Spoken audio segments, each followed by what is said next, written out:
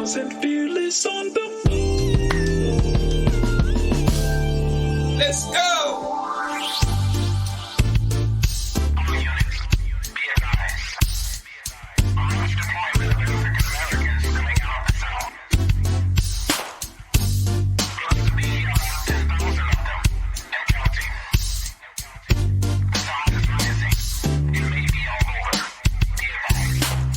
Deep in the delta where the willows grow, in the soil stained by the blood of my ancestors. Punchbowl voices call out to my soul for justice. The wicked will reap what they've sown. Spirit of Aziz is back on the rise. Soldiers in the delta kept it alive. Time to stand up, take our place in the sun. Understand the time and what must be done. 10,000 fearless on the move. 10K fearless.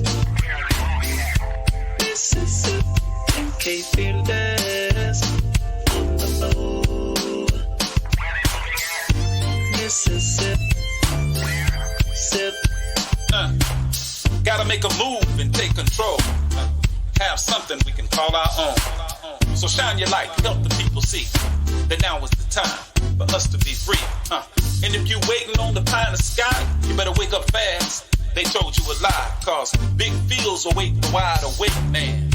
Elijah's got the message. 10,000 fearless on the move. 10K fearless.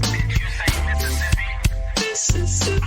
10K fearless on the move. Mississippi. Sip. Injustice, we've had enough. All of our divisions we're breaking up. Destiny has been calling us. The spirit of the Most High is guiding us. See, the time is now. What you waiting on? Quit shooting your brothers. Put your gun down. Come on. They got a cage waiting for you if you keep that up. Early graves coming to you. From that, can't raise you up. Now, Sister Ida B and Fannie Lou, check them out and you'll know what to do. But if you really want your enemy to be alarmed, read the final call. Follow Farrakhan. 10,000 fearless on the move. 10K fearless. Mississippi. 10K fearless on the move. Mississippi. Sip. 10K fearless. 10K fearless on the move. 10K fearless on the move. In Mississippi, Mississippi. 10,000 fearless on the move.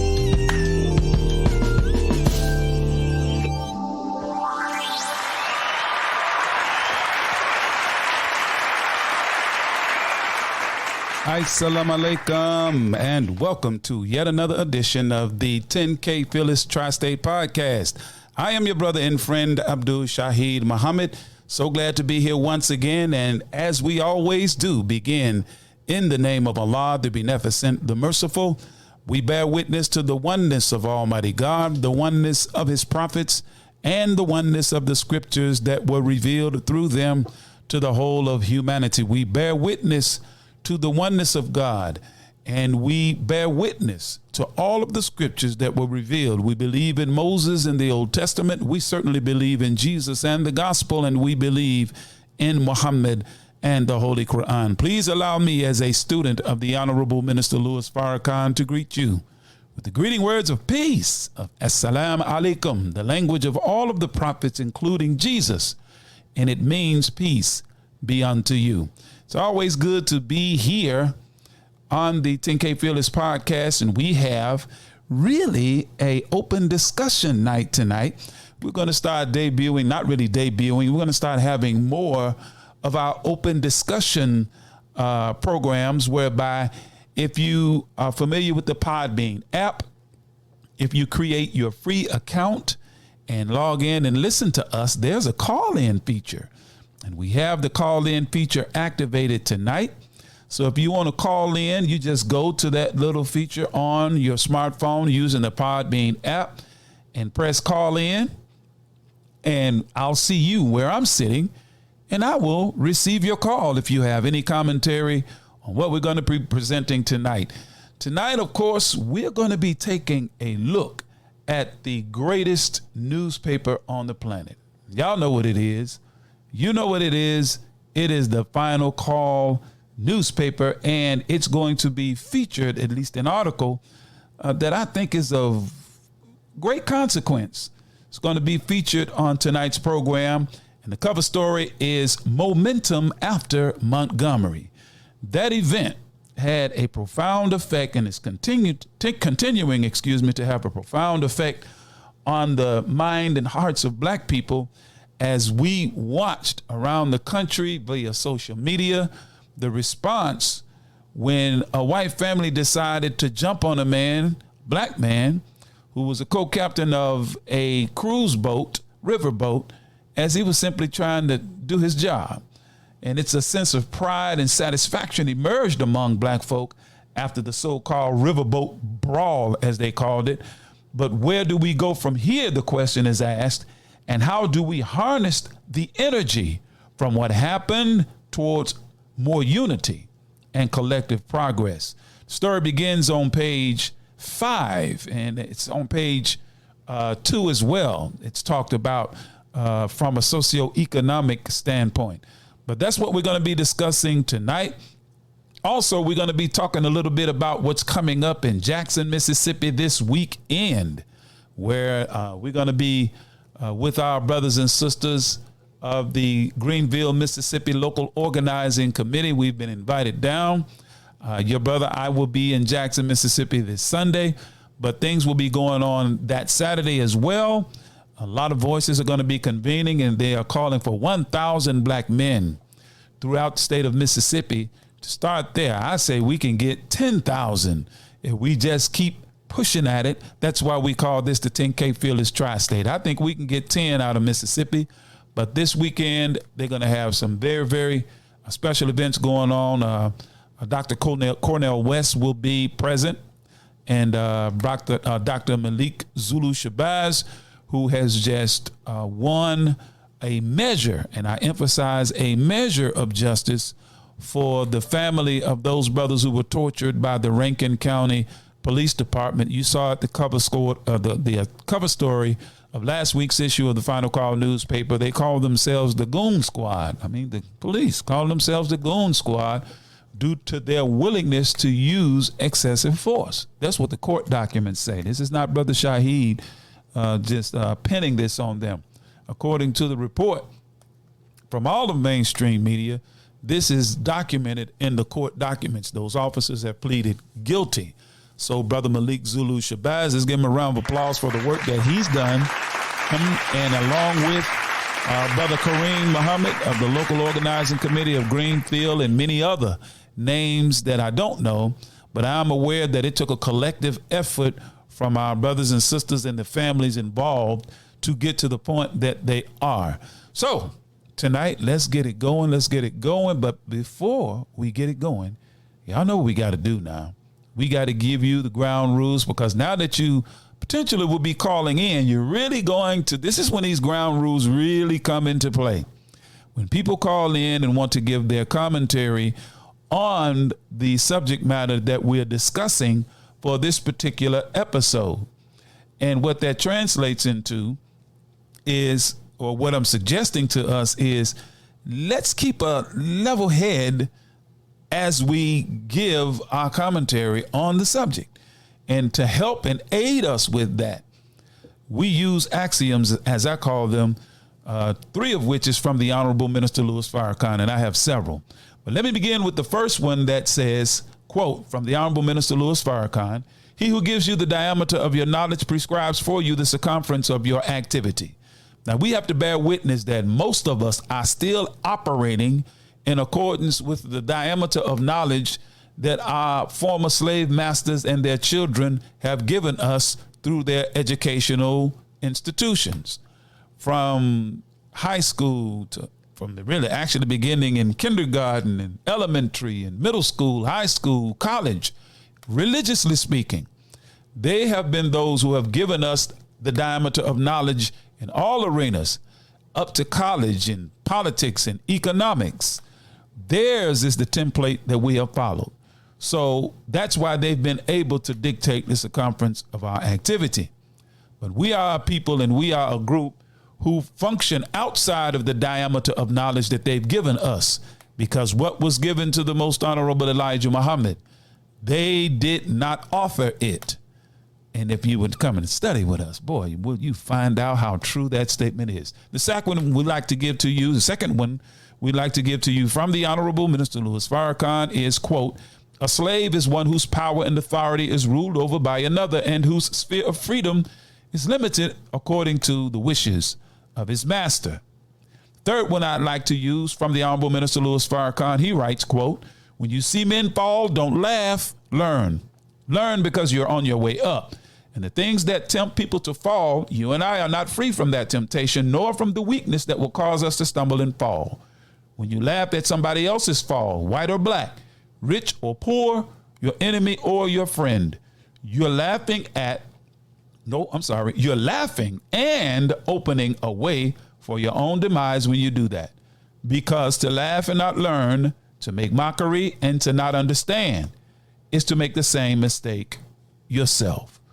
So those are some of the axioms that I use, and hopefully we will keep those in mind as we go tonight. And I'll throw one last one in that I like from one Mr. Victor Hugo that Dr. King quoted back in 1967, where Mr. Hugo said, quote, "If the soul is left in darkness, sins will be committed. The guilty one is not he who commits the sin, but he who causes the darkness." Well, they like keeping it dark to the point where we can amend that comment or that quote from Mr. Hugo, or fashion one based on what's happening today that's based on Mr. Hugo's quote. And this just came to my mind as I was talking, really, because our people have fallen in love with darkness. Our people glamorize and have popularized being ignorant. In fact, we greet each other with the following words: "What's up, fool?" So what kind of greeting is that to one another? We wear shirts that say savage on the front. So we've fallen in love to some degree with darkness. So the soul that is in love and has developed an appetite and take pleasure in darkness is very, very difficult to lead those kinds of souls out of darkness into light. So sins are being committed nowadays because we, in truth, according to the scriptures, have become iniquitous in our sinful way. Go and look up the word iniquity. I'm not going to tell you, do a little homework. Go look up the word iniquity and see what it means, all right? So before we get started, we're going to take a quick break, as we always do.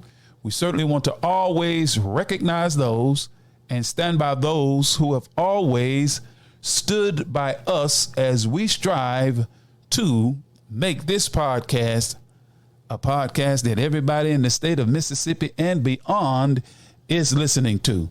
So, brothers and sisters, we will be right back after these commercial announcements.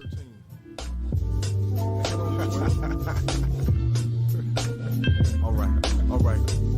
I'm taking charge of my post and all property in view, but I can't seem to take my eyes off you, and I can't seem to take my eyes off you, and I can't seem to take my eyes off. I'm taking charge of my post and all property in view, but I can't seem to take my eyes off you, and I can't seem to take my eyes off you, and I can't seem to take my eyes off. Hey yo, I had a vision, though this was more like a dream. I saluted my nationals, then I saluted my queen, and then the queen then saluted the king. Under her breath she whispered, "Alhamdulillah, Rabbil Alameen, oh Allah, please strengthen my deen."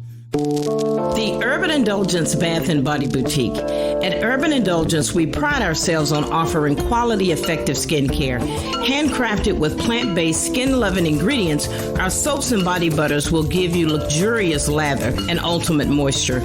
Experience The Urban Indulgence at 3314 Poplar Avenue in Memphis, 3 blocks west of Poplar Plaza, or shop with us online at theurbanindulgence.com. theurbanindulgence.com. worldwide, 24 hours a day, 7 days a week. Download the Final Call radio app and take us everywhere. On your phone, on your computer, on your tablet, on Instagram, Facebook, and Twitter. You can also log on to finalcall.com and click the Listen Live button or finalcallradio.com. Final Call Radio, the official voice of the Honorable Minister Louis Farrakhan and the Nation of Islam. What's your source for truth in news reports? Justice, no peace. No justice, no peace. Where do you turn for non-corporate driven news that's fair and balanced? No shoot. No shoot. No shoot. Subscribe to the Final Call News, your #1 free and independent news source that delivers hard-hitting national and international news coverage of today's political, economic, and social issues. To subscribe to local home delivery, call us at area code 662-252-8999. That's 662-252-8999. Visit our website at www.finalcall.com.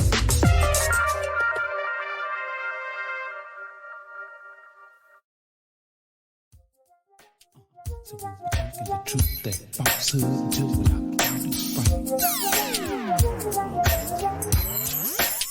Come on. In a universe built on the law of truth, we must understand that any world built on other than the truth has a very limited time to stand.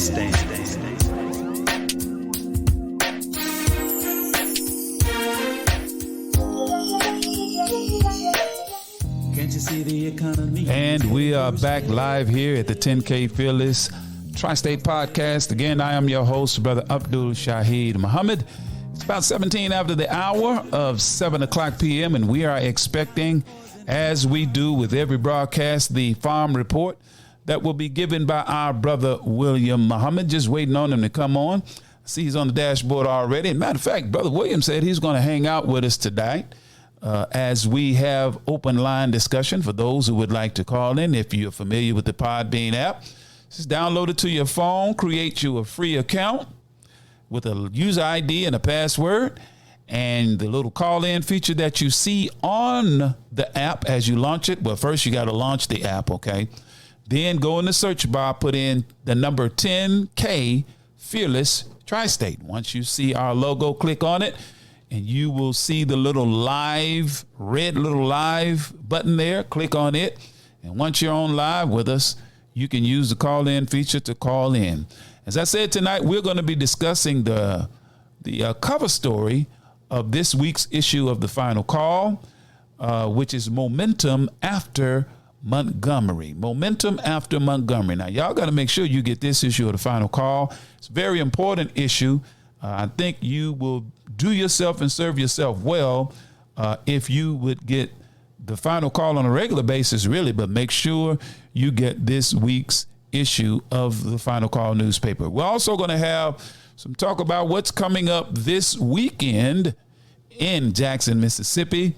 The anniversary of Emmett Till is what everything is centered around. Let me pull the flyer up real quick here because Brother Kareem sent me the flyer, and he and the believers there in Greenville, Mississippi, along with others, they are helping to orchestrate this weekend's events down there in Jackson, Mississippi. And it is, boy, if I can read it, it is the Emmett Till Anniversary Weekend 2023. 1,000 black men standing for unity and justice is the part of this weekend's events that we will be participating in, and it'll be this Sunday starting at 2 o'clock, and it'll be at the Jackson Convention Center. So if you're close to that area, you may want to make your way down and check out what's going on. We're going to have everybody from Brother Barnett to Rukia Lumumba, Chokwe Lumumba's daughter. She's an attorney. Several others, a student minister, Abram Muhammad, of Mosque number 78 in Jackson, Mississippi. My brother from CVL and Yaga, Brother Main C, will be on deck. Yours truly will be on deck. Dr. Muhammad will be there, as well as a member of the Till family, Brother Malik Zulu Shabazz, and Cornell West. So it's going to be interesting to see how things pan out this weekend and what the plans are in terms of galvanizing 1,000 black men standing for unity and justice. And I'm telling you, man, if the time ever was ripe to do such a thing in Mississippi, that time is now. Got somebody giving me a call, and I think I know who that is. So we're going to bring him right on in. Assalamu alaikum, Brother William. You there? Walaikum salam. Yes, sir. Can you hear me? Loud and clear. What's going on, black man? Yes, sir. Yes, sir. I just wanted to get the latest farm report. We're still waiting on some crops to start producing. Yes, sir. I talked with Brother Musa today, who's the owner of the farm. And our okra crops standing as about as tall as I am, but we got to do what's called whooping them. and what that is yes, sir. When what that is, that's what the old people say. Yeah, you from gotta back in the educate day. me, brother.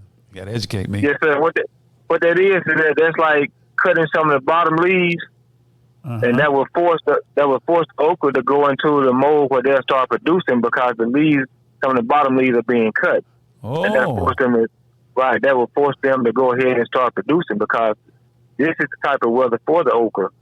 You know, like I said, this is the new okra crop that we planted. The other okra crops, they're doing good. Matter of fact, they're doing so good we can't even get out there fast enough, to pick those. But that was we dedicated for, the believers in the Nation of Islam on that part of the farm. That's some new crops coming up. We do got some of the squashes coming up. It's looking pretty good. They're blooming good. Yes, sir. Yes, sir. The string beans that we planted, they were coming up good as far as the plants, but, due to the extreme heat, because we've been having 100+ degree weather. Yeah. So, so it's going to have to cool down before the string beans are able to start producing because they are cool weather plants. Yes, sir. Now, I have a question with regard to this whooping. Is that effective on most or all plants? If you cut the bottom leaves, it will facilitate growth? I'm not sure, but I can ask. Yes, sir. But I can get that information, for you. I contact Brother Musa and ask him. And when I get that information, I'll be sure to relay it back to you. Yes, sir, because the heat had an effect on some of what we're growing here at my home. And we're about at the end. In fact, we are at the end of the cucumber season. So we're going to be prepping our beds to plant our fall crops here in not too many more weeks. Of course, we got a little time left. And I'm just curious as to whether or not that technique will work. If we used it here in our urban, you can call it a farm. It's enough, 2 4x8s and about 7 or 8 pots. That's a pretty substantial amount of food to grow in an urban area. But I'm just curious to see as to whether or not that'll work, man. So what else you growing besides that okra, man? Like I said, we got the string beans, we got squash. We're getting ready to start plowing up the other side. We're going to be having rutabaga, cabbage, broccoli, artichoke, and there were 2 or 3 more. I can't just remember right off. Right. But we got about 7 that we're going to be planting for this the fall season. Yes, sir. 7 different crops. Yes, sir. Yes, sir, brother. My wife, she's a green thumb around here. Both of us, we try to make it happen. But she just sent me. She said it works on our plants too. So we're certainly, I've never really done it. You know what I'm saying? But I'm definitely going to be looking for that particular. I'm going to use it. We're going to use that technique and going to look for the results and see, does it actually, I'm pretty sure it does. I don't know why it wouldn't. I mean, y'all got 7 acres under cultivation down there. So, I mean, I got to listen. That's why I said, brother, you got to educate me on the farming piece. So, dear family, let's give our brother a round of applause. Brother William, we are always thankful, man, when you give us that farm report, because it is valuable information. And as we see the weather calamities, man, especially in California, do you know how much food is grown in California and down in Florida? It's a lot of food grown in those states, brother. And the markets are going to reflect the fact that the weather and its effect on the crops in that area, which they're not reporting. They hadn't said anything about how it's going to affect winter crops or the crops that's already there or anything as it relates to how it's going to affect the food chain we would be wise to do something for ourselves wherever you live. You better go to Home Depot or Lowe's or somewhere and get you some soil and have somebody to make you some compost or something and put some seeds in the ground, brothers and sisters, because it's going to be more and more important that we learn how to get back to some basics that Big Mama and them knew about. You know what I'm saying?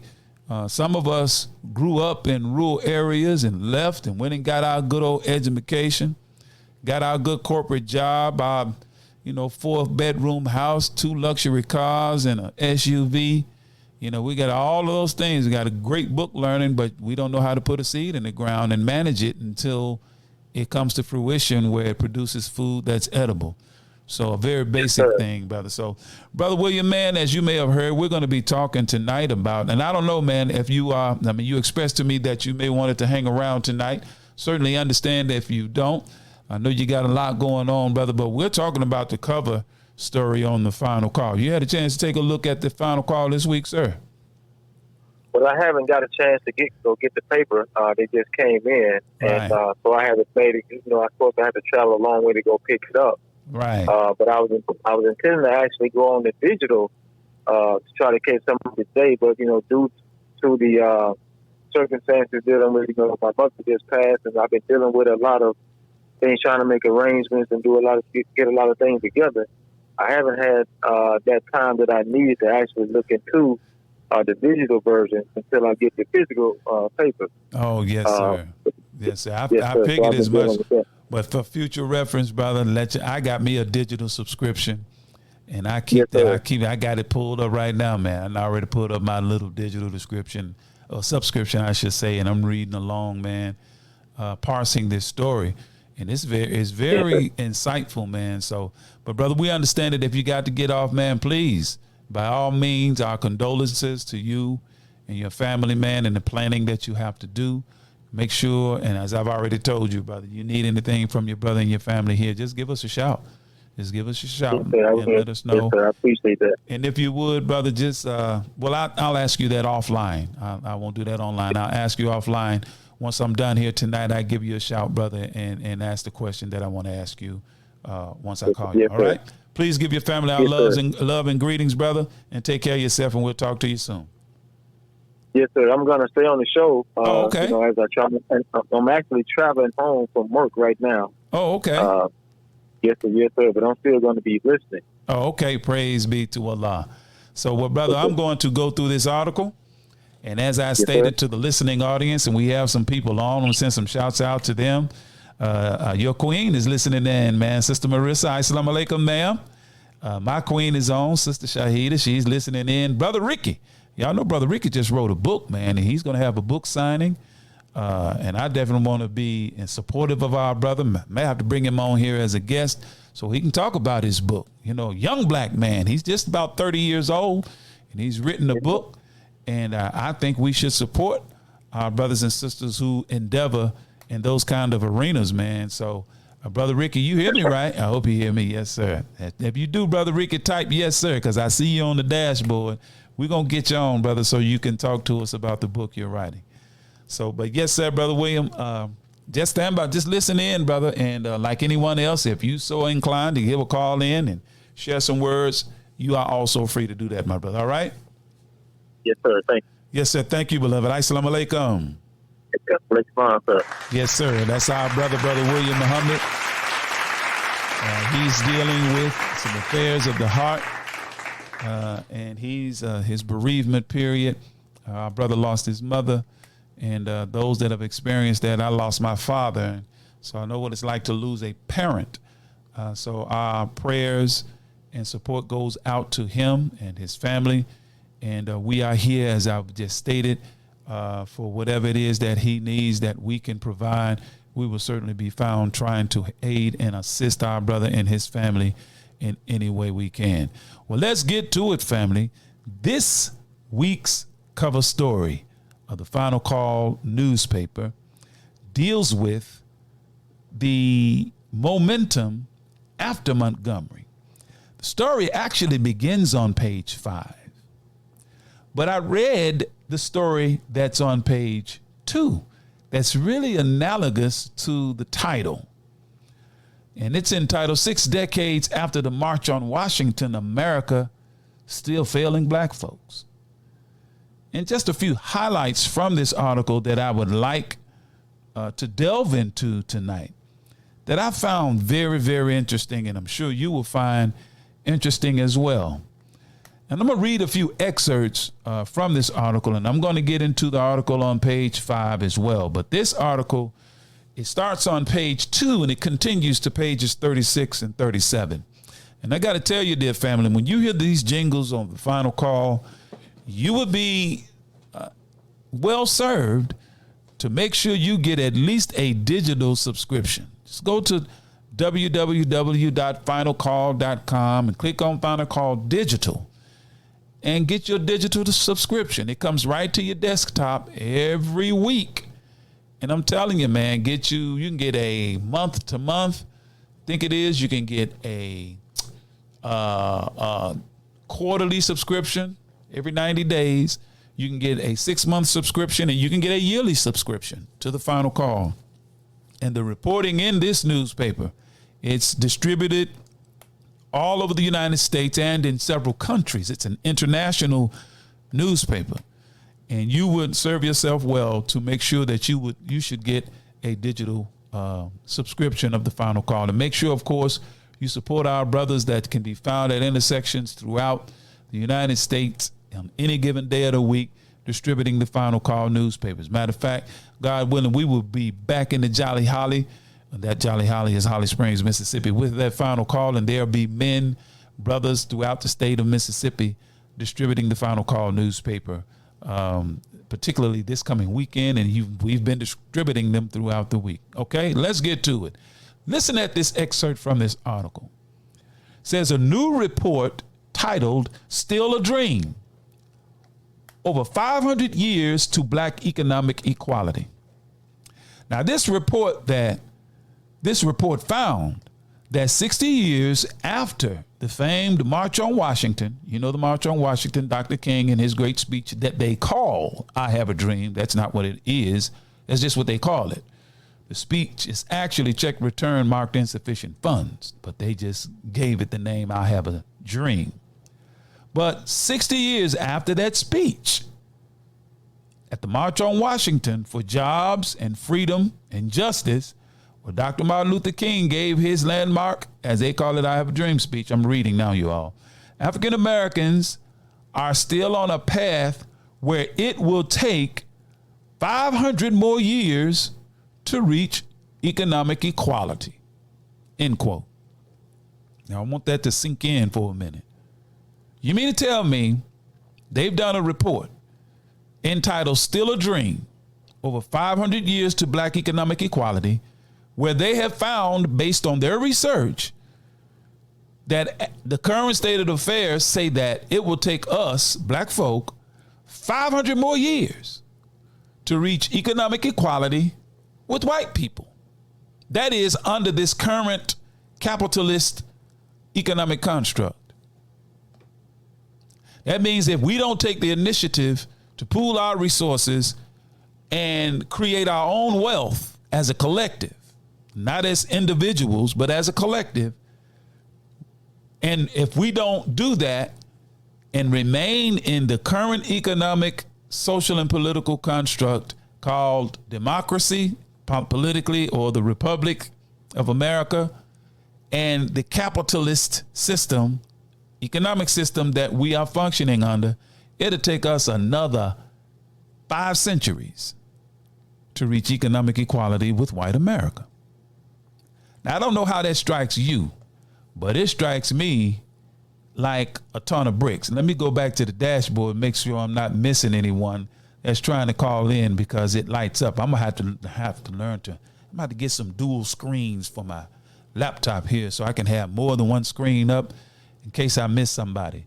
But I want you all to just think about that for a few minutes. It'll take 500 more years. The article continues. It says the report does list a few socioeconomic advances, because, you know, some of us will want to point to, well, we've made A lot of progress. Well, what do you consider progress? What is your definition of progress?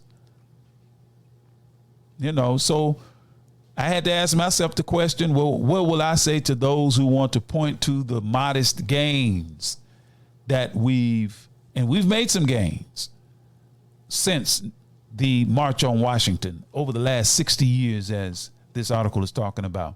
And some of those gains are the poverty rate, excuse me. I don't know why I'm getting tongue tied tonight, but the poverty rate, according to this article, has declined from 51% to 20%. Black high school attainment has increased, meaning our students that are graduating, has increased from 24.8% in 1962 to 90.1% in 2022. And since 2018, black unemployment has reached record lows of 5% and 6%. But of course, COVID, it brought them back up. But those are some of the modest gains that we've made. And people will look at that and point to that as, well, we've come a long way. Well, I would say this to those persons. If you got a journey of 1,000 miles and you get on that journey and you travel 3 miles, 3 miles is a pretty long way. But in comparison to how far you have to go, you've gone almost nowhere. And I would venture to say that most that are listening would agree with that. Yes, 3 miles, if you just look at 3 miles, yeah, that's a pretty good distance. But in comparison to the 1,000 miles we have to travel, we've gone nowhere. And it took us 60 years to travel the 3 miles. Think about that. Now, another interesting caveat I would add to this, and that I would ask or say to those who would want to point to those gains. Well, the poverty rate has declined, but there's still a significant amount of poverty. Okay? And high school attainment, yes, it's declined, but the dumbing down and the whitewashing of the educational system, whereby they are all but outlawing anything black to be taught in school. Black history, you know, they are killing all of the political games, the rights bills that have been passed. They're chipping away at them. They scowl when you mention anything about teaching anything that's African or Afrocentric to black children in high schools or school period, when everything is Eurocentric, and that's okay to teach. But they say this is a multicultural society. So we're not as impoverished based on numbers. Okay? More of us are graduated from high school based on the numbers. And unemployment has improved since the 1960s. Well, we got a lot of money. You know, we're graduating from high school. You know, a lot of people are being or gaining or becoming successful, but we still are slaves. We got a lot of political offices, a lot of black mayors, black police chief, black people in government, no black senators though. But, you know, well, maybe one, I think, last I checked, that might be one. But for all intents and purposes, we got all this education, but we still are not able to free ourselves from the inordinate control of the enemies outside of our community. So we are well educated, a well-dressed, ride good, nice house having slave. Because our power and authority is still ruled over by somebody else, and our sphere of freedom is still limited according to somebody else's wishes. Those are the facts of the matter. And somebody just hit me, and who was that? Sister Marissa said, yes, sir. And Brother Ricky said, yes, sir, as well. And if we would just be honest, that's still the truth. Because any of our brothers and sisters who are well-to-do, those who are what we call rich, the Bill Cosbys of the world, the R. Kellys of the world. And oh, Lord, they said, why in the world would he mention R. Kelly? But just to mention a few, the Michael Vicks. When our celebrities do something that's outside of the diameter or of the sphere of freedom that's been dictated by them, that limited sphere of freedom, whenever we act outside of it, they demonstrate that they are still in power and have authority over our affairs. And you got to bear witness that whenever they find one of us in error, boy, they drop the hammer on us to remind us, yeah, you can throw the ball in the hoop. You're rich. You know, you make good music. You're in the movies. You do this, you do that. But let's not get it twisted. In America, and that's why Jay-Z came out with the song, Still Nigga. Still nigga. Is that right? Rich nigga, poor nigga, house nigga, field nigga, still nigga. And I remember as the Honorable Minister Louis Farrakhan recanted a conversation he was having with Muhammad Ali.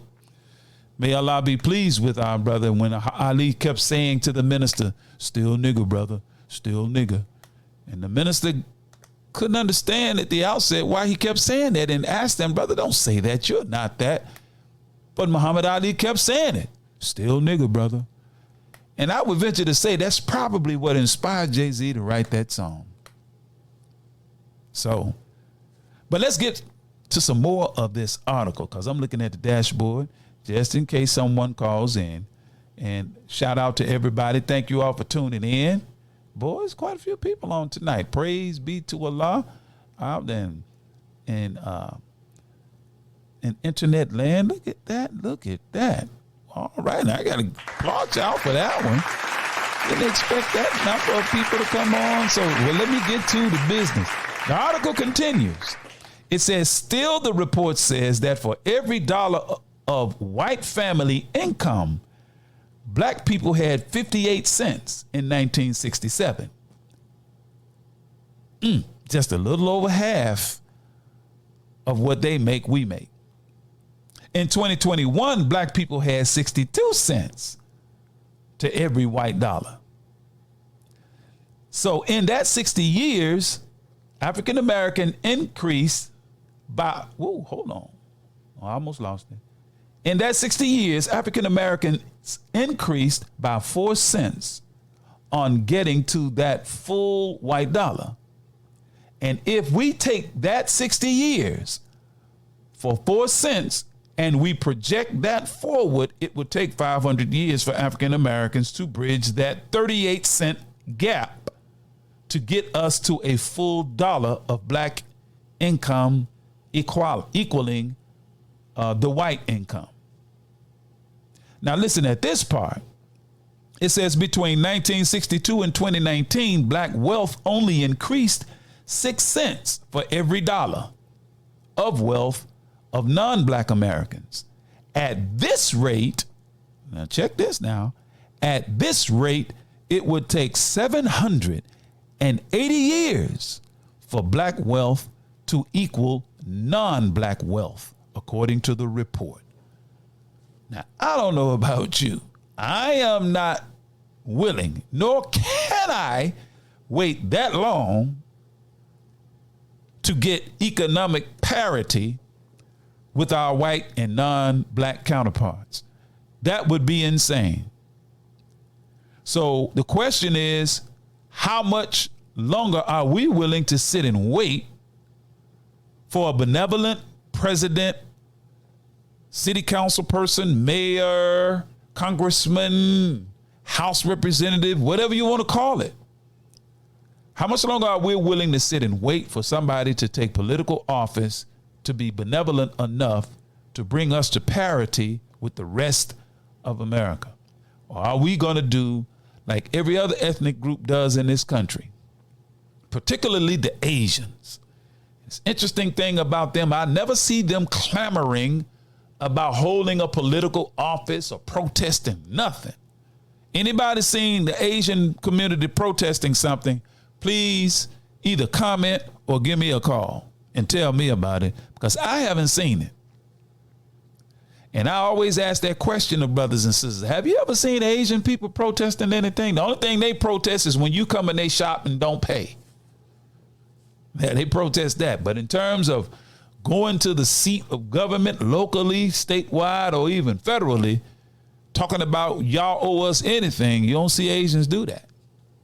And this is because they have a level of unity amongst themselves whereby they insulate themselves first economically and they insulate themselves socially. They are not trying to assimilate socially into the American fabric. They are trying to carve out for themselves and their people their share of what is called the American dream. And they do a pretty dang good job of getting it. Go and walk through an Asian community. I've done it.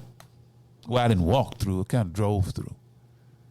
The yards are well manicured. The houses have an ethnic look, you know, where the tip of the roof is turned up. The shingles are turned up, giving you a Shanghai look. So even when they construct their homes, they construct their homes to express their culture. So, you know, I mean, it's just really something to think about if you ask me. So we have a few things that we want to hopefully engage tonight's audience, and hopefully you will be inclined to call in and talk about it. Because we also have to keep in mind what's happening on the home front where black people are concerned, what's happening particularly in Mississippi, because this is the backdrop to what is happening in Rankin County and many other counties throughout the state of Mississippi, where white officers are terrorizing black communities. And white government, like the state capitol, are politically and economically marginalizing black communities, where Governor Tate Reeves and those in the seat of government in the state of Mississippi are seeking to expand the police powers of the Capitol Police in Jackson, Mississippi, appoint their own special judges without anybody voting for them. They just decide who's going to be the judge to adjudicate crimes in whatever areas they designate in the state's capital of Jackson, Mississippi, and appoint their own special prosecutors. Now, what are the prosecutors going to look like? Not going to look like us. And even if they do look like us, they're going to be owned by somebody else. So this is why black people have to dismiss this notion that the pathway to economic power is the acquisition of political seats. I don't give a dang how many political seats we got. I don't give a dang how many votes we cast. And this is not to say that there's no utility in voting. Please vote your conscience. But understand that voting and holding political offices will not open the pathway to economic parity with white America. Just not going to do it. Because as the old saying goes, he who pays the piper calls the tune. And what monies do black folk demonstrate or donate to political candidates? I'll wait. Black folk don't send no money in to support no political candidate. We'll give you our vote, but we're not giving you our money.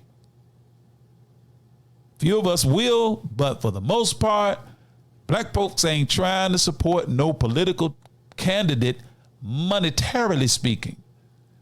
But if you understand that economics is the bedrock that you should spring forth from to get political prowess in this system. And of course, that starts with ownership. And there was a time when black people owned their communities. We own nothing now. We don't own our communities anymore, brothers and sisters. There was a time that we did, and when we tried to own our own communities, they burned them bad boys down because they understood. They watched the genius of black people, even just a few decades up from slavery during Reconstruction. They marveled at the genius of black people and the stick-to-itiveness and determination of black folk to establish and run our own towns, to the point that white America got just plain old jealous. So they burned down Rosewood, Florida. They burned down Black Wall Street. They destroyed many black towns. They built highways over them. Yes, they made man-made lakes and put them underwater.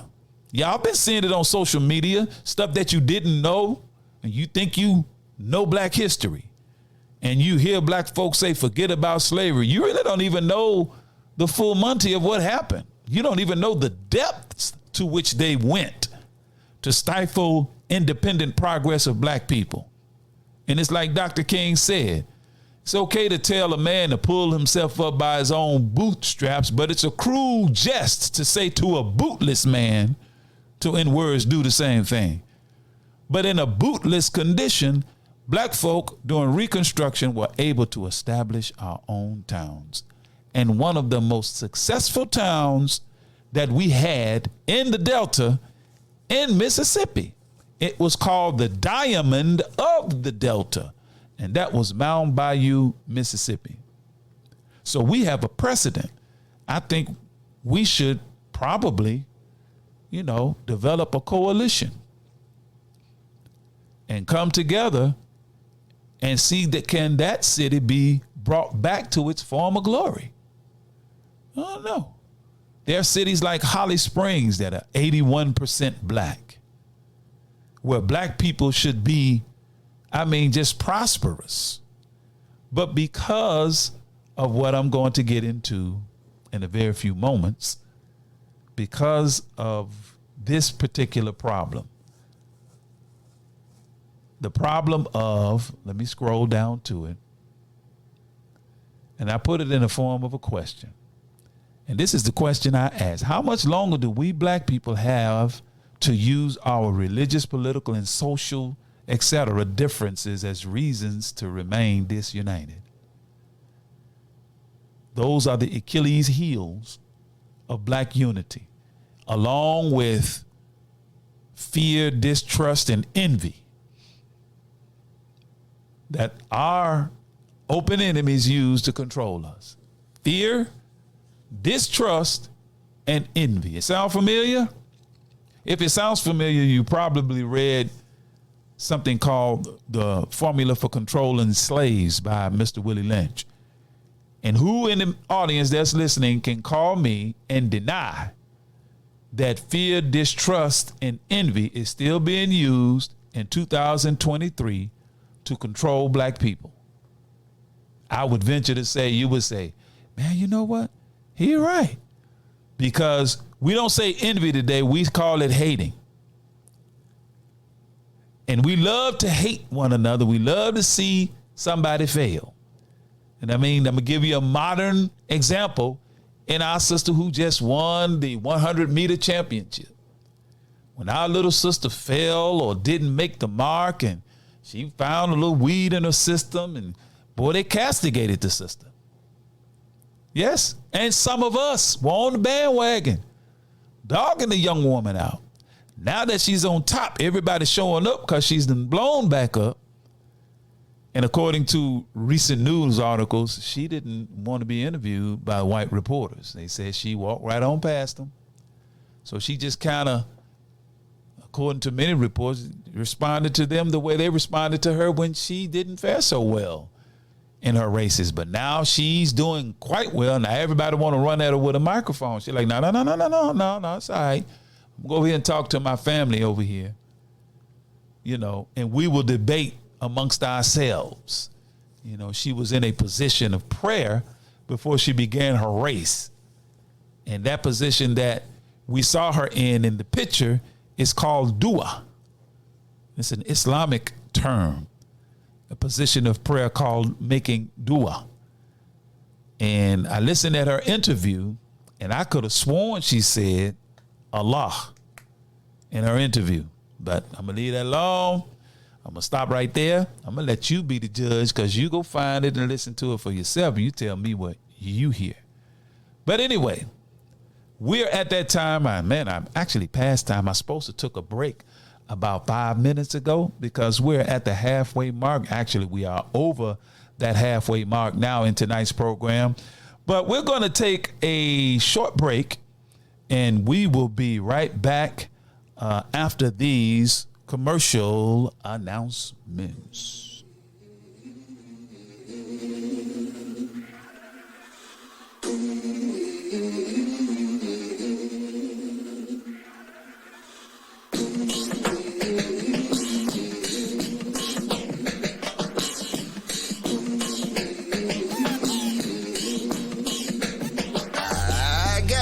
problems, big problems. They say pray your words, but that ain't solving, that ain't helping. Lord, I'm melting like I'm sick to the core, got me belching. This quarantine got us on the battle scene like a semi-automatic handgun magazine. You ever seen a king get betrayed by his team? Left for dead, come back and coup d'etat the whole scene like Kuna Matata. Pop them off like bottles. The celebration for you, cause there'll be no tomorrow. Another unsolved mystery, misery loves company. Let them dig their grave and hey, I'm dumping them. Bum when you see that. Worldwide, 24 hours a day, 7 days a week. Download the Final Call radio app and take us everywhere. On your phone, on your computer, on your tablet, on Instagram, Facebook, and Twitter. You can also log on to finalcall.com and click the Listen Live button or finalcallradio.com. Final Call Radio, the official voice of the Honorable Minister Louis Farrakhan and the Nation of Islam. The Urban Indulgence Bath and Body Boutique. At Urban Indulgence, we pride ourselves on offering quality, effective skincare. Handcrafted with plant-based, skin-loving ingredients, our soaps and body butters will give you luxurious lather and ultimate moisture. Experience the Urban Indulgence at 3314 Poplar Avenue in Memphis, 3 blocks west of Poplar Plaza, or shop with us online at theurbanindulgence.com. Theurbanindulgence.com.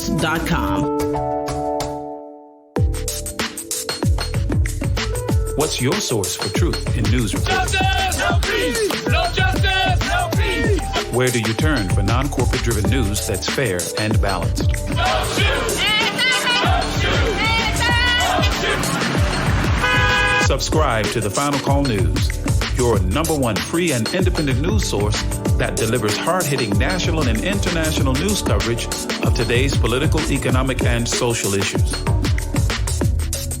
To subscribe to local home delivery, call us at area code 662-252-8999. That's 662-252-8999. Visit our website at www.finalcall.com.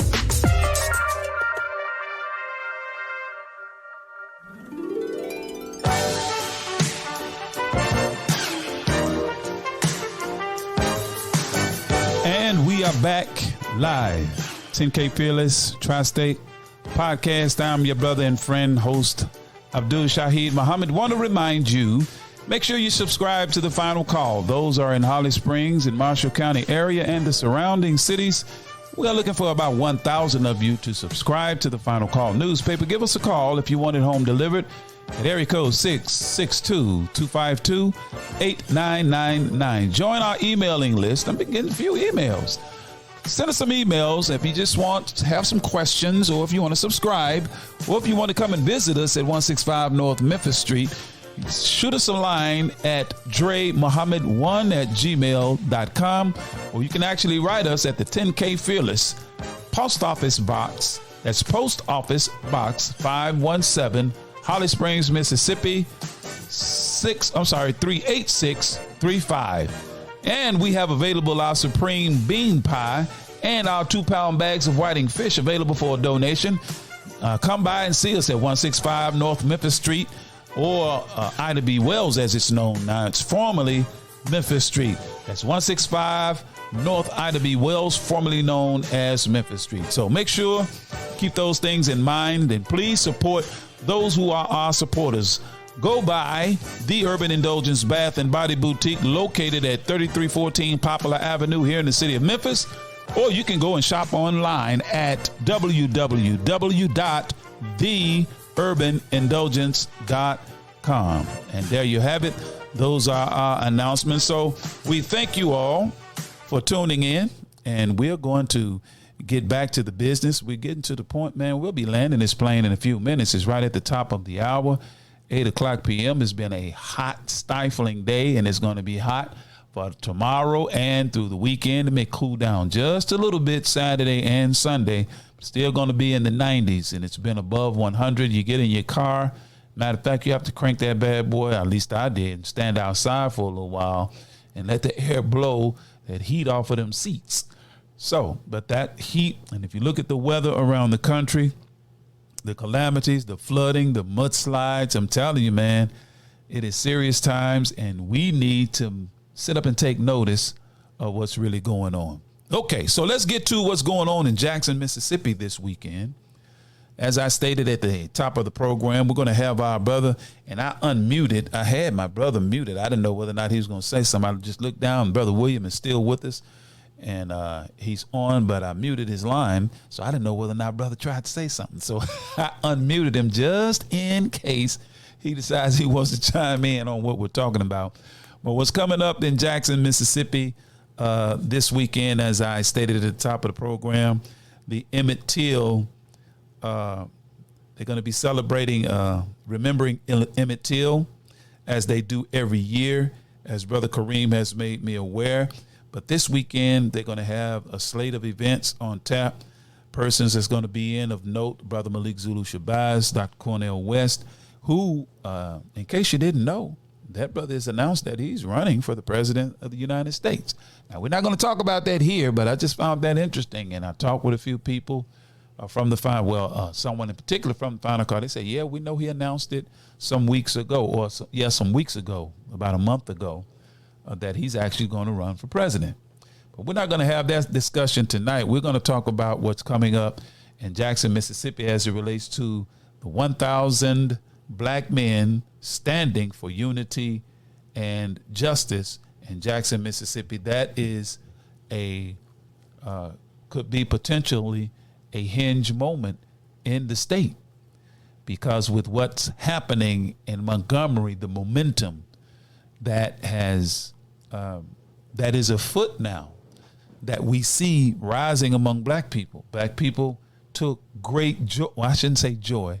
They took great pride in seeing us respond by coming to one another's aid. And that is just something that we have not seen.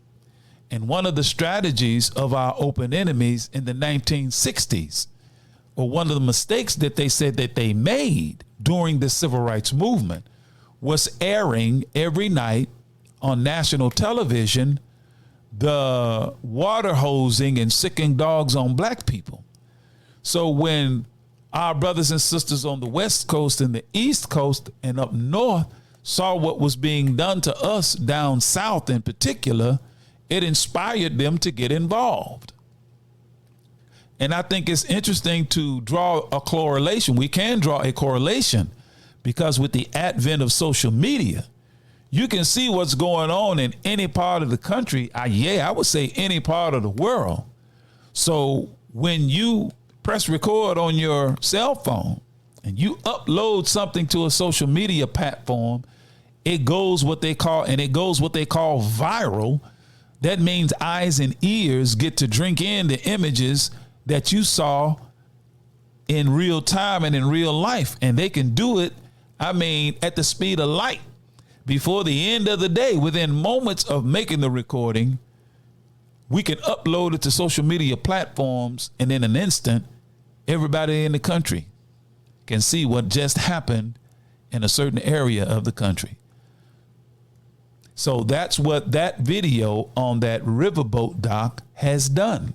It has done what they tried to stop from happening in the 60s. It allowed black folks to see the injustice and the still blatant racist attitudes that exist in America that they try to hide. And that's alluded to in this article also. But I want to ask the question. Well, not really ask the question. I want to make the point in reference to the fact that that image and those images were portrayed via social media all around the country, and Black America applauded it and are still applauding it. And it made me think of something about the counterintelligence program when they said that they wanted to prevent the number one denial objective. This was the first denial objective. Of all of the denial objectives that they had 5 of them. But the number one thing that they never wanted black people to do, or that they wanted to prevent black people from doing, it was to prevent the coalition of black militant nationalist groups, meaning groups that have an element of nationalistic traits to it. And I'm not going to go into nationalism. You go do the study yourself. You'll understand what nationalism is. And the Nation of Islam has very, very strong national elements in it. We believe in do for self. We don't believe in forcing ourselves in where we're not wanted. And we don't believe in trying to be somebody else. We are unapologetically black. We love ourselves as human beings, and we are not disrespectful of anyone else. We don't seek to hinder anyone else's progress. We're like Jane Brown's song. I don't want nobody, doing nothing for me. Open up the door, I'll get it myself. I think that's how the lyric goes. But they said, prevent the coalition of militant black nationalist groups. Then they said, in unity, there is strength. A truism that is no less valid for all its triteness. Meaning that as trite as that phrase is, it's very, very true and very, very powerful. In unity, there is strength. And as the Honorable Minister Louis Farrakhan said to us once, he said, disorganized love will never overcome and defeat organized hate.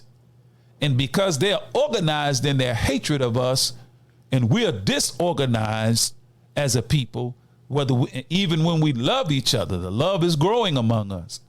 But now we have to organize, and that's what makes what's coming up this weekend an important step that we should take in Mississippi at trying to stand and do what we need to do as black folk and start the work, or I should say speed it up, because it's been going on, and give our young people something to carry to the next level. It continues saying, an effective coalition of black nationalist groups might be the first step towards a real Mau Mau in America, the beginning of a true black revolution. Now, I want to focus on that part for a minute.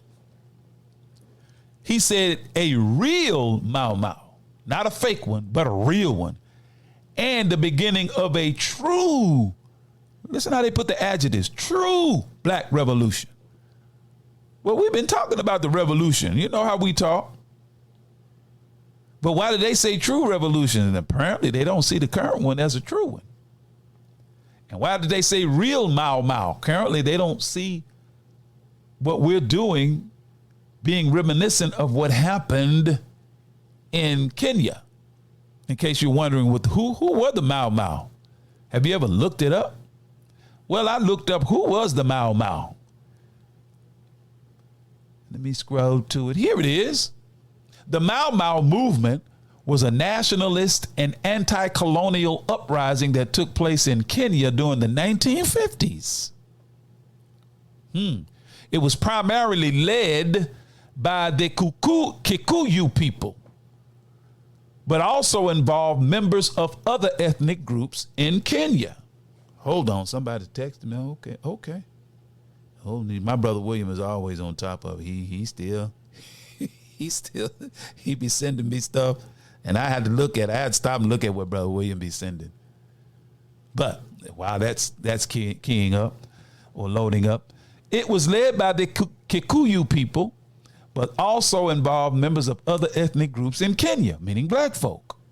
Not other ethnic groups, meaning white people. It was black folk who were opposed to British colonial rule and the expropriation. I'm mispronouncing that. Expropriation, excuse me. There it is. Expropriation of their land. The uprising survived until after Kenya's independence from Britain. So that was the Mau Mau, and they fear us becoming like the Mau Mau, who rose up against British colonialism. The British were coming in, taking their land, and they fear that unity of black nationalist groups, because when you talk about nationalism, one of the central themes in nationalist thought is we must have land to be independent. And they don't want black folks having no land. And when you study scripture, whenever God freed and oppressed people, he always delivered them into their own land. because land is the basis of independence. So don't be running around here talking about you free and you don't have any land. Or do you think this is our land? Well, if we don't control it, it's not ours. And it's controlled by somebody else. Now, I find it interesting that today we see in France. Did y'all know that France is evacuating hundreds of French and European citizens from Niger? Some people say Niger, but it's pronounced Niger in Africa. That's because, there's been a change in leadership. The black masses are tired of being exploited. So the brothers and sisters in Mali and Burkina Faso have risen up, and in Kenya. And they're running the French out. It's all in the news. Y'all go take a look at it. And the citizens in Mali and Burkina Faso, they said any outside intervention to restore the ousted government that they are dissatisfied with will be seen as a declaration of war. So it sounds like some Mau Mau is going on over in Kenya in 2023. So we don't have to get into that kind of Mau Mau. We really don't have to. If we would unite, because the most honorable Elijah Muhammad said that our unity is more powerful than a hydrogen or atomic or a nuclear or atomic bomb. We can blast them with our economic gun if we would load it and wield it properly. If we would redirect our spending, if we would pool our economic resources, pool our intellectual talent and skill, our cultural talent. And it looks like it's starting to happen. Because, I looked at little sister Shikari, and she says, I'm not back. She says, I'm better. And that's an interesting way to put it if we look at it a bit more deeply. And we're seeing black people of prominence become more and more conscious as it relates to the black liberation struggle. They may not articulate it in those words, but their actions demonstrate that they are conscious. And as their old saying goes, brothers and sisters, actions speak louder than words. We're at about 13 minutes after the hour of 8 o'clock. We're going to make sure we get our cultural segment in tonight. But we've been discussing, and I see brothers and sisters commenting. Let me get some of these comments that I see on the dashboard here, because somebody may want me to mention. They may not have been able to call in. So y'all, yeah, that's right, brothers. They're getting the hell out of France. Yes, white people are getting the heck out of France. And in a lot of African countries, brothers and sisters, you heard of BRICS. Y'all should go look up BRICS. Our brothers and sisters still out here chasing the bag. That's cool. Chase the bag. But you better know what to do with the bag when you catch it. Because most of our brothers and sisters, when they get the bag, they give it right back to the slave master's children, because you go buy all of their jewelry, you go buy their cars, you go buy their clothes, and you make their designers and all of them rich again. So although we got the bag, we are not using the bag and optimizing the use of the bag, whereby the masses of us benefit. And I know some of us will say, well, I don't know about nothing. I did this hustle by myself. Well, I'm reminded of what the Honorable Minister Louis Farrakhan said. He said, no one person can rise above the condition of his people. And if the presidency of Barack Hussein Obama did not teach us that lesson, we were not paying attention at all. Because that brother was one of the brightest and best from among black folk. And they ridiculed that brother and his wife and his children. And they still do it to this day. They couldn't stomach the fact that a black woman had the class and beauty that she had. They got mad because she wore a sleeveless blouse. They even talked about our sister's anatomy and made mockery. They depicted the Obamas as chimps. They had a picture of a watermelon patch in front of the White House. They made mockery. And these were not backwoods, redneck, Caucasian people. These were people in government, people in leadership, making racial slurs towards the Obamas, showing their disdain for being under the rule of black people. Even President Clinton, the black president, he said there was a time when this boy would be getting us coffee. Yes, President Clinton said that. One of these nights I'm going to bring on some of the quotes that were stated when President Obama was in office. Because, see, they don't put that on the news. But, see, you got to get that. If you want to get that, you got to subscribe to a newspaper entitled The Final Call Newspaper. Let's get to a little bit more. I got a little bit more left that I want to highlight on tonight's program before we get to our cultural segment in just a few more minutes. And then we're getting towards the end of tonight's program. We only got about 14 more minutes left in tonight's episode. We certainly thank all of you for tuning in.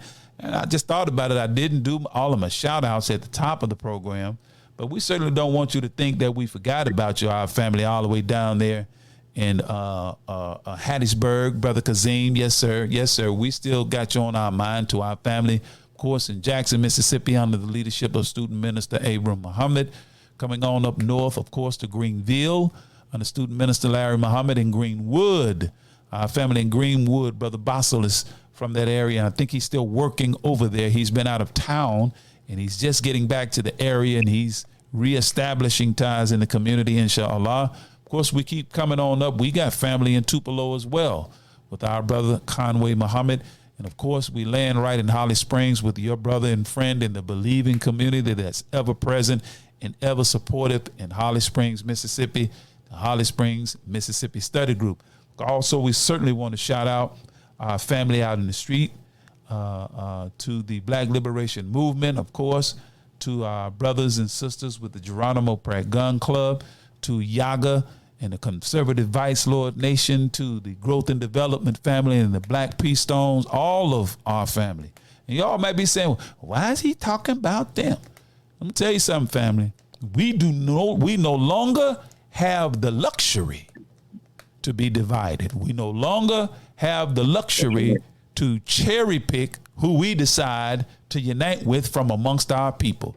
As long as they are thinking about advancing the cause of our political, economic, and social best interest, then they are a friend. Now, the Negro that wants to stay, as Uncle Louis Farrakhan said, all of us not going to be together. You got some of us that still got our hopes and all of our eggs in the basket of an American reality that, as the Honorable Minister Louis Farrakhan said in 2020 Savior's Day, she's unraveling right before our eyes. He said the country is cascading downward. He warned before they even elected President Trump into office. He said, America, be careful who you choose for your leaders. And he said on WVON with Cliff Kelly that if you elect this man to office, he will take America exactly where she is headed, and he will take her there on a rocket ship. Did he not say it? Yes, sir. My brother said, yes, sir. Brother William's still there. And you can look right now, who is at the center of all of the political strife that you see going on, who just went to Georgia to be booked and processed. Yeah. Who has the Republican Party at odds with one another? Meanwhile, the Democrats are at odds with one another and fighting the Republicans. It's essentially a political civil war going on. And some of us, like we did during the actual Civil War, we're choosing sides. Well, I want to be on this mouse's side. I don't like that mouse, so I'm going to be on this mouse's side. Brothers and sisters, we better wake up. We better wake up. It's time to get the heck out of Dodge. It reminds me of the parting of the Red Sea, Brother William. The scripture talks about the parting of the Red Sea. If you understand that right, you'll understand there ain't no Red Sea parted. Moses struck the ground with a rod and the sea parted. No. The rod represents that which allowed Moses to stand upright. And it is the word of God, his rod and his staff. And when he struck his rod or told or spoke the truth of the word of God to the people, well, people were divided over it. Is that not what you see today? They're on one side or the other. The presence of the truth is causing that. Coming from the messenger of God in our midst today. And as they have arrayed themselves on separate sides, many of us, instead of charting a course between them across the Red Sea, which represent angry white people that are divided, we're trying to pick a side to jump on. You want to be Democrat or Republican. You want to be liberal or conservative. You want to be progressive and all this. Nah. No, we need to get the heck out of Dodge. I'm not interested in the first class seat on the Titanic. I'm not. I'm simply not. So, brothers and sisters, we're at that point. It is 8:22. We want to thank everyone for tuning in. We're going to move to our cultural segment. We always like to bring something of culture that's germane to not only the Nation of Islam, but to the movement that's not in mainstream. The music that we play on the 10K Fearless podcast, you are not going to hear it on CNN or any of the major mainstream outlets and avenues by which you receive music. You're just not. But you will hear it here. So tonight we want to present this piece. It's kind of analogous to what we're discussing tonight. It's entitled, We Run This, because black folk, we need to start running our own affairs. It's by our brother Hakeem Muhammad, featuring our sister Heck of a Mecca. Y'all check this out. We'll be right back to land the plane after this cultural segment.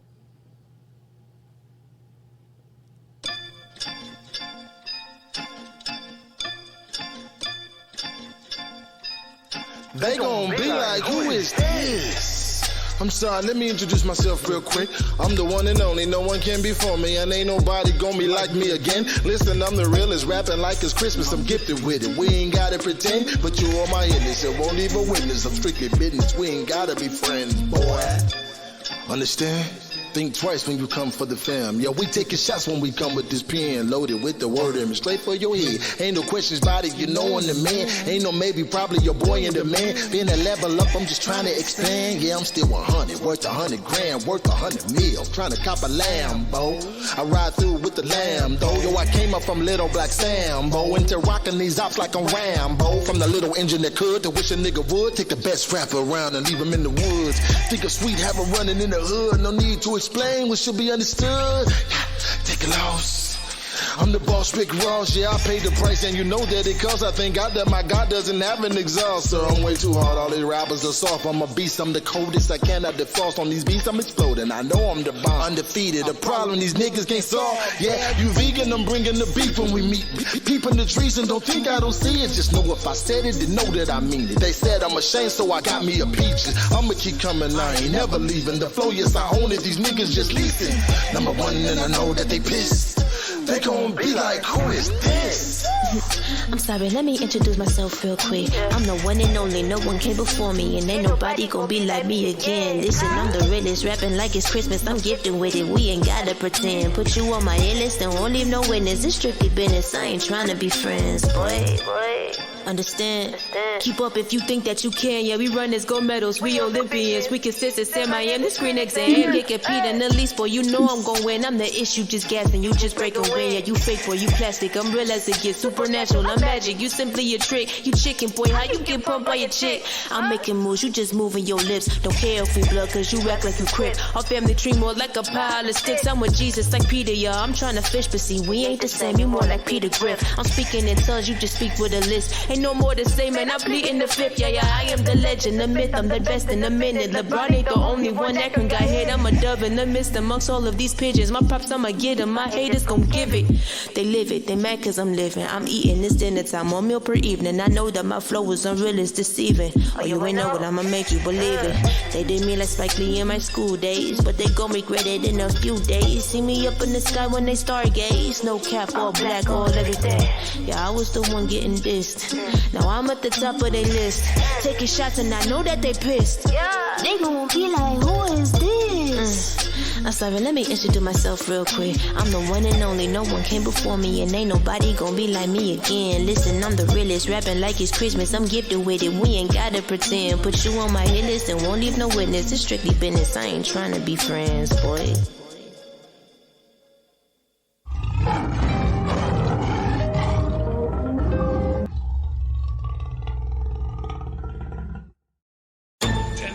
And fearless on the move.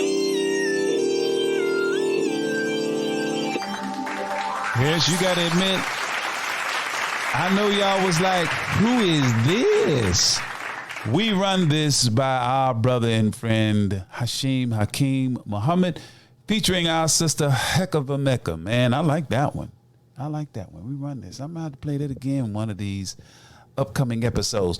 Brothers and sisters, we want to certainly thank you for tuning in tonight. We certainly want to remind you, please subscribe to the Final Call newspaper. We're calling on those in Holly Springs and Marshall County to subscribe to the Final Call. If we can get about 1,000 of you to do that, we're at it around, well, I ain't gonna give you the number because y'all might slow down. We want to keep you moving fast. Please give us a call at 662-252-8999. That's 662-252-8999. Join our email list by emailing us at Dre Muhammad. That's DREMUHAMMAD, the number 1 at gmail.com. Or you can write us at 10K Fearless, Post Office Box 517. And by the way, that's the same post office box that our brother Alfred Skip Robinson used, the same exact one. So drop us a line to Post Office Box 517, Holly Springs, Mississippi 38635. We also want you to know that we have our Supreme Bean Pie all the way from Chicago available for a donation. Help us out, support this podcast, and to support our efforts in the city of Holly Springs.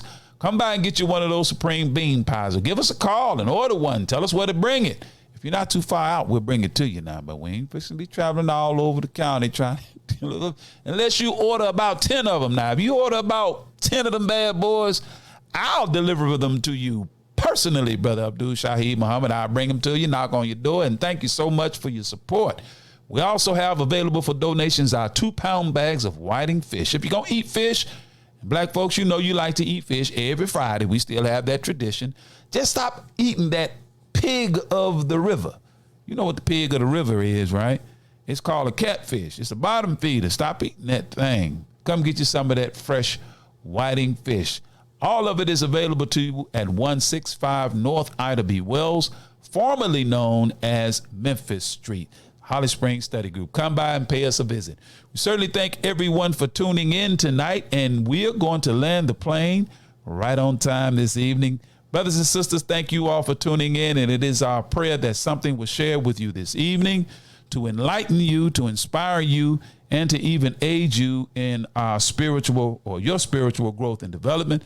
I see somebody has left me a message here on the dashboard, and let me read it first because I don't want to leave our brothers and sisters out when they have something to say. And our brother William said, the very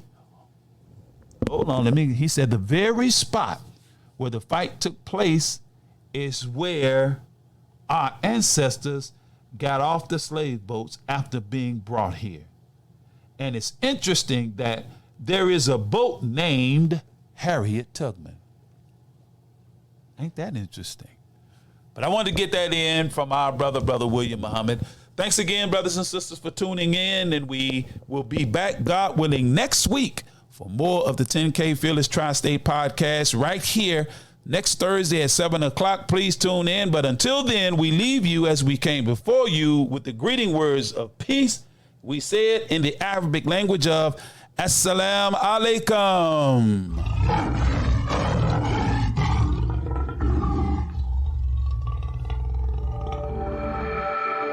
10,000 fearless on the move.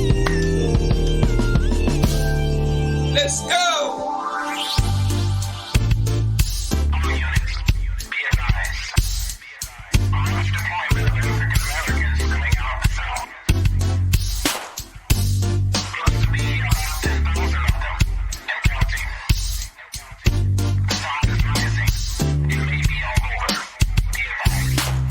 Deep in the delta where the willows grow, in the soil stained by the blood of my ancestors. Punch bowl voices call out to my soul for justice. The wicked will reap what they've sown. Spirit of Aziz is back on the rise. Soldiers in the delta kept it alive. Time to stand up, take our place in the sun. Understand the time and what must be done. 10,000 fearless on the move. 10K fearless. This is it. 10K fearless on the move. Mississippi. Sip. Gotta make a move and take control. Have something we can call our own. So shine your light, help the people see that now is the time for us to be free. And if you waiting on the pie in the sky, you better wake up fast. They told you a lie, cause big fields await the wide awake man. Elijah's got the message. 10,000 fearless on the move. 10K fearless. Mississippi. 10K fearless on the move. Mississippi. Sip. Injustice we've had enough. All of our divisions we're breaking up. Destiny has been calling us. The spirit of the Most High is guiding us. See, the time is now. What you waiting on? Quit shooting your brothers. Put your gun down. Come on. They got a cage waiting for you if you keep that up. Early graves coming to you. From that, can't raise you up. Now, Sister Ida B and Fannie Lou, check them out and you'll know what to do. But if you really want your enemy to be alarmed, read the final call. Follow Farrakhan. 10,000 fearless